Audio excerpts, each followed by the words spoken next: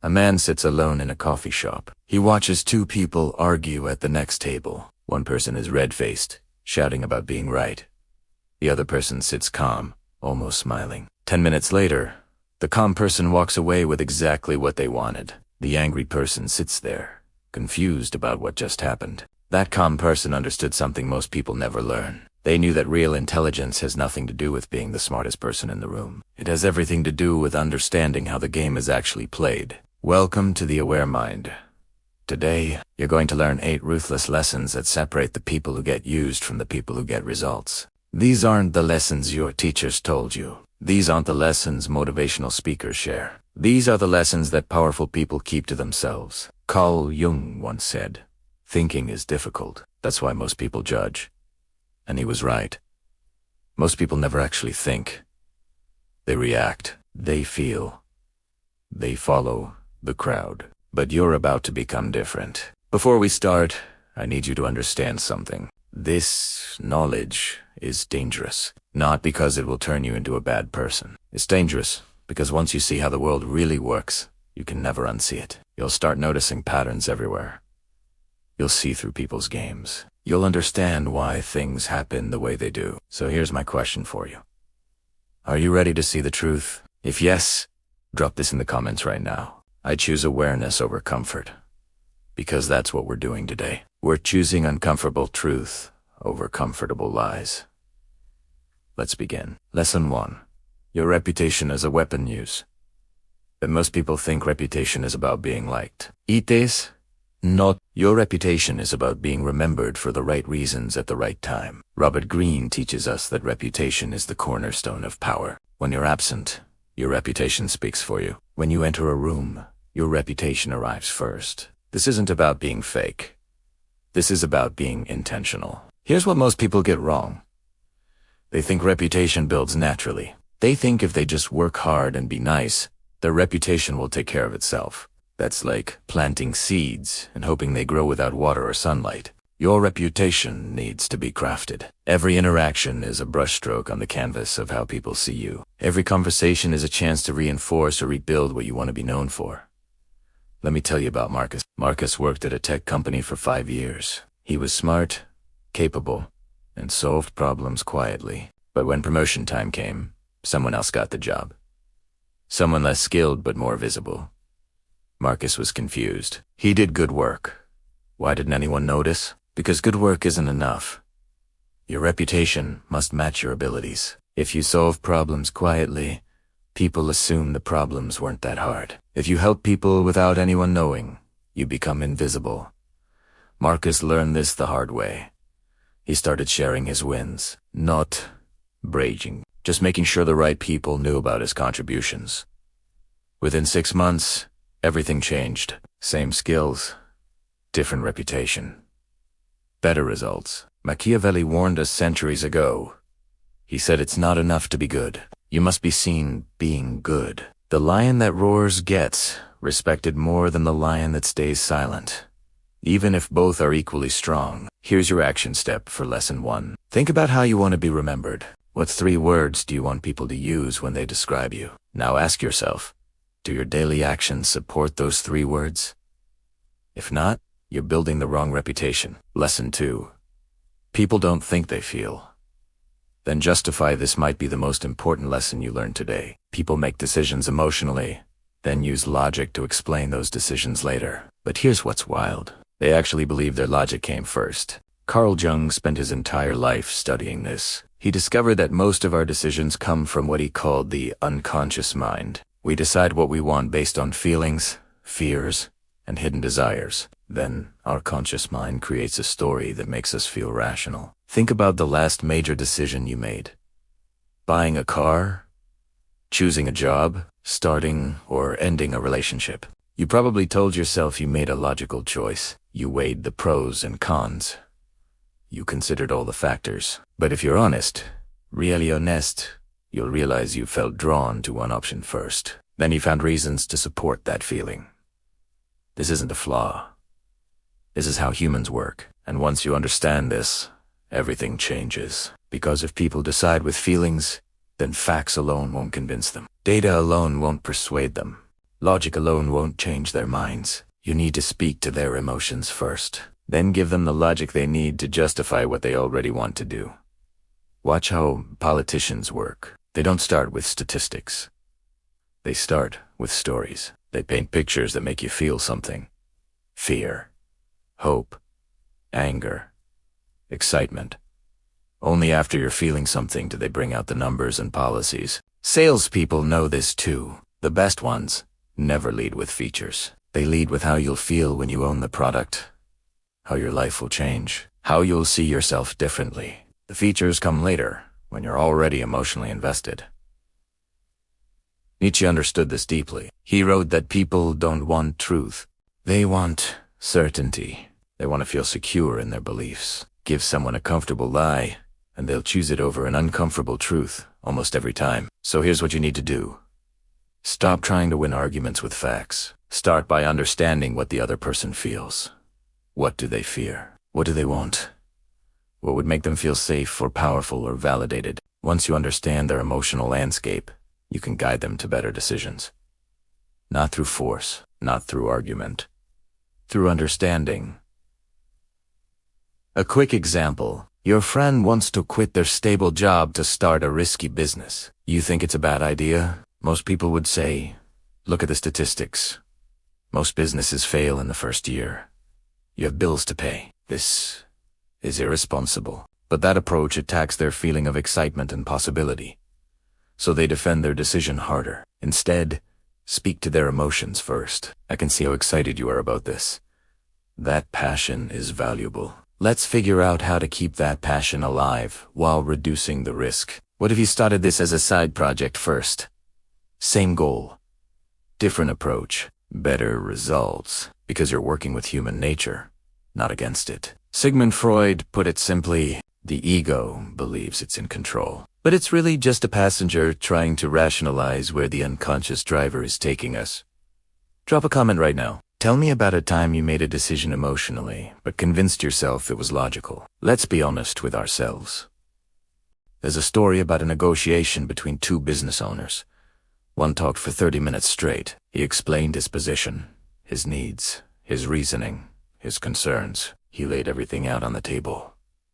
The other person sat quietly, nodding occasionally, asking one or two short questions. At the end, the quiet person got everything they wanted.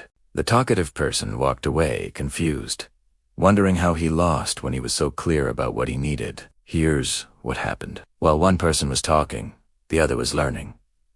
Every word revealed something. Every explanation exposed a weakness.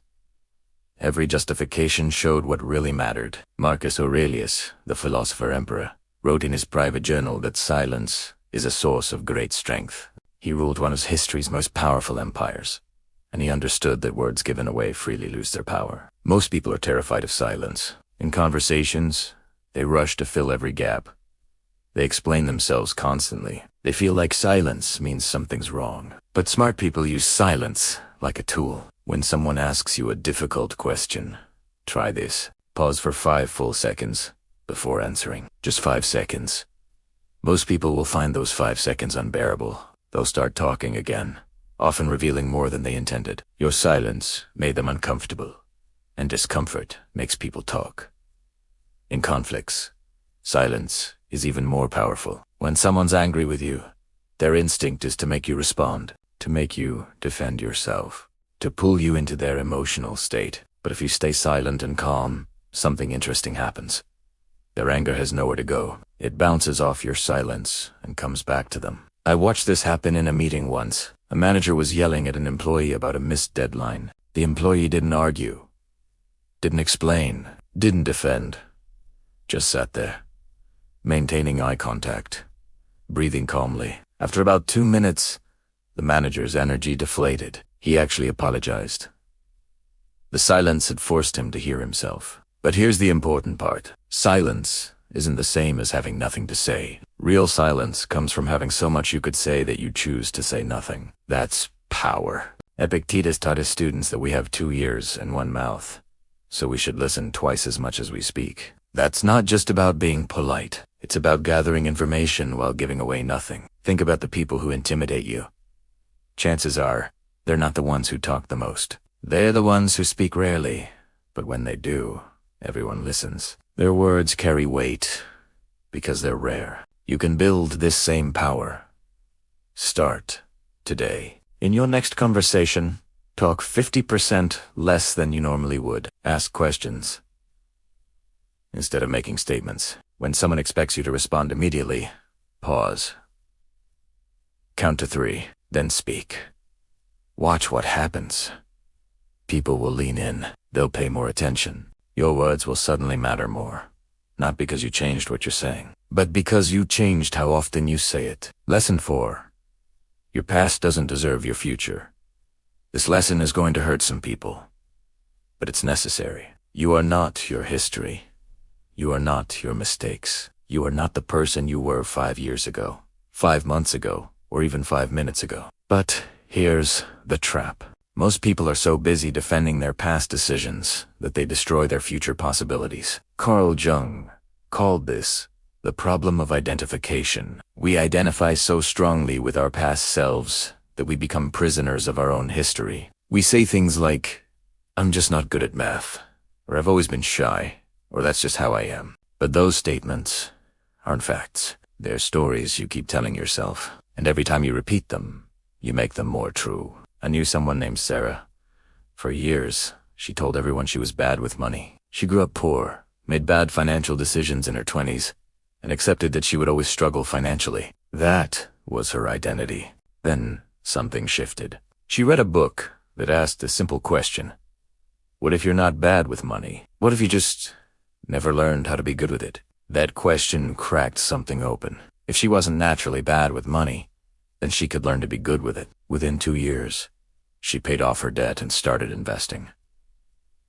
Same person, different story, different results. Nietzsche had a phrase for this. He called it becoming who you are. Not discovering who you've always been, not accepting who you've been told to be. Becoming who you choose to be. Your past is full of lessons, yes, but it's not a life sentence.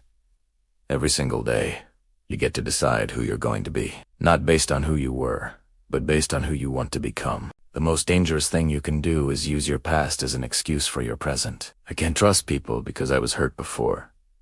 I can't take risks because I failed once. I can't change because this is just who I am. Those statements feel safe. They protect you from trying and failing again, but they also guarantee you'll stay exactly where you are. Arthur Schopenhauer wrote that we forfeit 3/4 of ourselves in order to be like other people, but I think we forfeit even more when we chain ourselves to who we used to be. Here's the hard exercise. Think about one identity you've been carrying that doesn't serve you anymore. Maybe it's I'm not creative. Maybe it's I'm socially awkward. Maybe it's I'm not a leader. Now ask yourself, is this actually true? Or is this just a story I've been repeating? What would happen if you simply decided that story is over? What would you do differently tomorrow if you weren't that person anymore? You don't need permission to reinvent yourself. You don't need to explain your transformation to anyone. You just need to make a decision and start acting like the person you're becoming, not the person you've been. Jordan Peterson talks about this constantly. He says, we're not fixed entities. We're processes. We're always becoming something. The question is, are you becoming who you want to be, or are you becoming a more calcified version of who you've always been? Drop a comment and tell me. What identity are you ready to leave behind? Let's make this real. Let me tell you about 2 animals. The first is a lion kept in a zoo, fed every day, protected from danger, safe from threats, never hungry. Never challenge. This lion lives for 15 years and dies having never hunted, never fought, never truly lived. The second lion lives in the wild. Some days it eats, some days it doesn't. It faces threats constantly. It must hunt, fight, and survive. This lion lives for 12 years. But those 12 years contain more life than the zoo lion's 15. Which lion lived better? Most people would choose safety. But deep down, something in us knows the truth. Comfort kills more dreams than failure ever will. Carl Jung warned about this in his work on individuation. He said that the privilege of a lifetime is to become who you truly are. But becoming requires discomfort. It requires facing what you've been avoiding. It requires leaving behind what feels safe. Your brain is designed to keep you comfortable. It's designed to avoid pain and seek pleasure. This was useful when we lived in caves and physical danger was everywhere. But in modern life, this same instinct becomes a trap. You stay in relationships that drain you because leaving would be uncomfortable. You stay in jobs that bore you because starting over would be scary. You avoid difficult conversations because conflict feels bad. You put off your goals because the work required would disrupt your routine. Every day, you choose comfort over growth. And every day, you become a smaller version of yourself. Nietzsche said something brutal but true. He said, "To live is to suffer. To survive is to find meaning in the suffering." Most people spend their lives trying to avoid suffering, but the people who build extraordinary lives do something different. They choose their suffering. Think about it. The athlete chooses the suffering of training. The entrepreneur chooses the suffering of risk and failure. The artist chooses the suffering of creation and criticism. They don't avoid pain. They pick which pain they're willing to endure. Because here's the secret. You're going to suffer either way. You'll either suffer the pain of discipline or the pain of regret. The pain of growth or the pain of staying stuck. The pain of trying or the pain of wondering what if. One pain leads somewhere. The other pain just leads to more pain. I watched this destroy my friend Kevin. Smart guy. Talented. But he spent 20 years taking the comfortable path at every turn. Easy major in college. Safe job after graduation. Stayed in his hometown because moving would be hard. Dated someone convenient instead of someone who challenged him. Now he's 45 and deeply unhappy. Not because anything terrible happened, but because nothing really happened at all. He's comfortable and miserable. And that's the worst combination. Marcus Aurelius, while leading armies and governing an empire, wrote that the obstacle is the way. The thing you're avoiding is exactly what you need to face. The conversation you're scared to have, the skill you're afraid to learn, the risk you're too comfortable to take. Here's what you need to understand. Every time you choose comfort over growth, you're voting for who you are over who you could become. And enough of those votes, and you become someone you don't recognize. Start small. Do one uncomfortable thing today. Have that difficult conversation. Start that project you've been avoiding. Go to the gym when you'd rather stay home. Apply for that opportunity even though you might get rejected. Not because it will feel good, it won't. But because on the other side of that discomfort is a slightly stronger version of you. And if you do this consistently, those slightly stronger versions compound into someone extraordinary. Robert Greene teaches that the greatest danger we face is not failure. It's achieving comfort too early and losing our hunger. Stay hungry. Stay uncomfortable. Stay growing. Lesson 6. People will show you who they are, believe them. The first time, this lesson could save you years of wasted time and emotional energy. When someone shows you who they are through their actions, believe them. Don't wait for more evidence. Don't make excuses for them. Don't convince yourself they'll change. Just believe them and adjust accordingly. Maya Angelou said this famous phrase, and it's rooted in deep psychological truth. People don't hide who they are. They reveal it constantly through small actions, micro-expressions, and patterns of behavior. Most of us just refuse to see it because we want them to be someone different. Carl Jung studied this extensively. He talked about the shadowed parts of ourselves we don't want to acknowledge. Everyone has a shadow, and that shadow leaks out in moments when people aren't carefully controlling their image. The friend who makes a cruel joke at your expense, then says they were just kidding. They just showed you they're willing to hurt you for a laugh. Believe them. The romantic partner who lies about something small, then explains it was no big deal. They just showed you that they'll prioritize their comfort over honesty. Believe? 10. The business partner who cuts corners when they think no one's watching, they just showed you their ethics are situation dependent. Believe them. Most people see these red flags and explain them away. They were having a bad day. They didn't mean it like that. Everyone makes mistakes. And yes, everyone does make mistakes. But patterns aren't mistakes. Patterns are character. Machiavelli, in all his ruthless wisdom, understood this. He advised leaders to judge people not by their promises, but by their actions. Not by what they say in public, but by what they do when they think no one important is watching. Here's the hard part. Sometimes the person showing you who they are is you. Your own patterns. Your own repeated behaviors. Your own consistent choices. You keep saying you want to get healthy, but you keep choosing junk food. You're showing yourself that comfort matters more than your goals. You keep saying you want to build something meaningful, but you keep choosing distraction. You're showing yourself that instant gratification wins. You keep saying you want better relationships, but you keep choosing people who treat you poorly. You're showing yourself that you don't believe you deserve better. Pay attention to patterns. Yours and everyone else's. Because patterns don't lie. Intentions lie. Words lie. Excuses lie. But patterns tell the truth. Plato wrote that we can easily forgive a child who's afraid of the dark. The real tragedy is adults who are afraid of the light. Most people are afraid to see the truth about others and about themselves. That fear keeps them stuck in bad situations, toxic relationships, and cycles they can't break. Be different. Be willing to see the truth, even when it's uncomfortable, especially when it's uncomfortable. Right now, billion-dollar companies are fighting for your attention.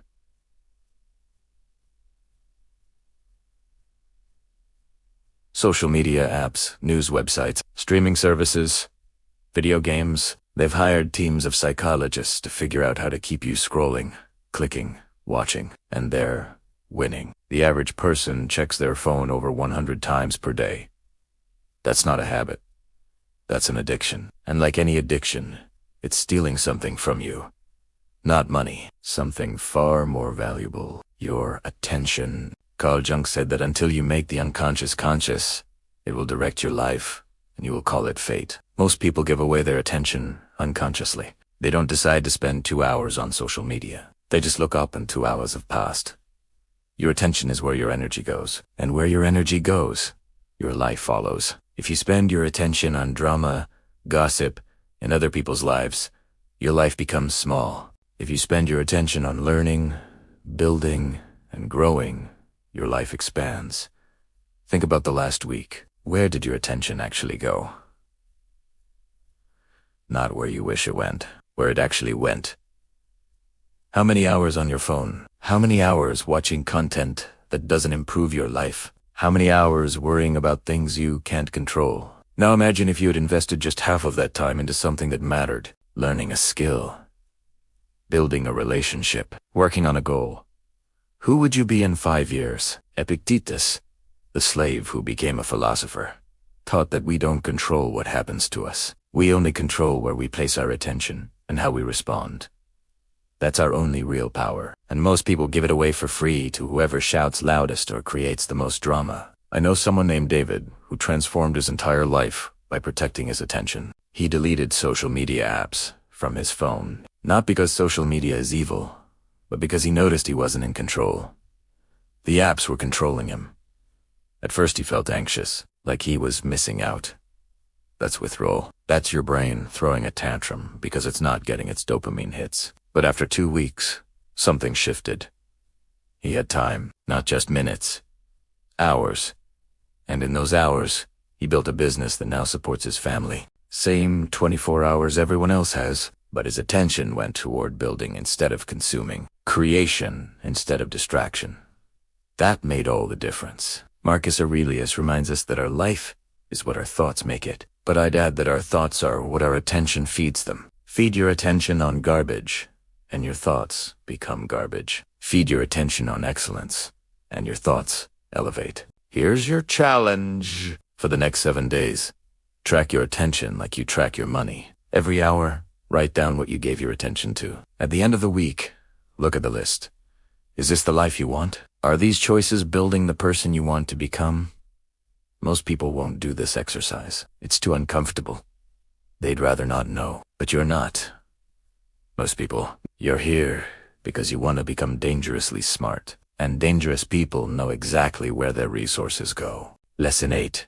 Master your emotions, or they will master you. Final lesson. The most important one. The one that determines whether all the others work. You are not your emotions. You are the one experiencing the emotions. This distinction changes everything. Most people are completely controlled by their feelings. They feel angry, so they lash out. They feel scared, so they quit. They feel excited, so they make impulsive decisions. They're like boats with no rudder, pushed wherever the emotional currents take them. Carl Jung spent decades studying this. He discovered that emotions are messages from your unconscious mind. They're trying to tell you something, but they're not commands you must obey. They're information you should consider. Feeling angry, that's information. Maybe someone crossed your boundary. Maybe you're not living according to your values. Maybe you're afraid of something, and anger is easier to feel than fear. The emotion is useful, but acting on it immediately usually isn't. Marcus Aurelius ruled an empire while dealing with war, plague, and betrayal. His private journals reveal his secret. He constantly reminded himself that he couldn't control events. Only his response to events. He couldn't control what others did. Only what he chose to do. This is emotional mastery, not suppressing emotions, not pretending they don't exist, but creating space between feeling and action. In that space, you find freedom. Most people live like this. Something happens. They feel something. They react. That's it. Stimulus, emotion, response. No thinking in between. Smart people add a step. Something happens. They feel something. They pause. They think. Then they choose their response. That pause is where power lives. Sigmund Freud identified this when he talked about the ID, ego, and super. Your ID wants what it wants right now. Your superego judges everything. Your ego tries to navigate between them. Most people let the ID drive. Their immediate emotions control everything. But imagine this scenario. Someone insults you in public. Your immediate emotion is anger. You want to insult them back. That's your ID talking. But you pause. You think, what do I actually want here?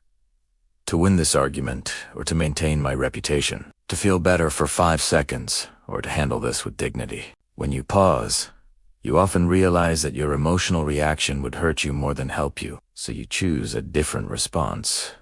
Not because you're weak, because you're in control. Thomas Hobbes understood that the passions of men are the chains that bind them. When you're controlled by your emotions, you're easy to manipulate. Make someone angry, and they make mistakes. Make someone afraid, and they become desperate. Make someone greedy, and they become blind. But when you master your emotions, you become dangerous. Not in a harmful way. Dangerous because you can't be easily controlled. You see clearly when others see through emotional fog. You make good decisions when others make emotional ones. Here's the practice. When you feel a strong emotion, name it. Out loud or in your head. I'm feeling angry. I'm feeling anxious. I'm feeling excited. This simple act creates distance between you and the emotion. You're not the anger. You're the person noticing the anger. Then ask, what is this emotion trying to tell me? What information does it contain? And what response would serve me best right now? This doesn't mean becoming emotionless. It means becoming emotionally intelligent. Feel everything, but let wisdom choose your actions, not your feelings. You've just learned 8 ruthless lessons that most people never discover. But here's the truth. Knowledge without action is just entertainment. You watched this video. You nodded along. Maybe you even felt motivated. But tomorrow, will you actually be different? The people who win aren't the people who know the most. They're the people who apply what they know. So here's what you're going to do. Pick one lesson from today. Just one. And for the next week, practice it deliberately. Notice what changes. Then come back and tell me in the comments which lesson you chose and what happened. If this video changed how you see the world, hit that subscribe button. We're building a community of people who choose awareness over comfort. People who want truth over pleasant lies. That's the aware mind. Stay dangerous. Stay aware. Stay growing.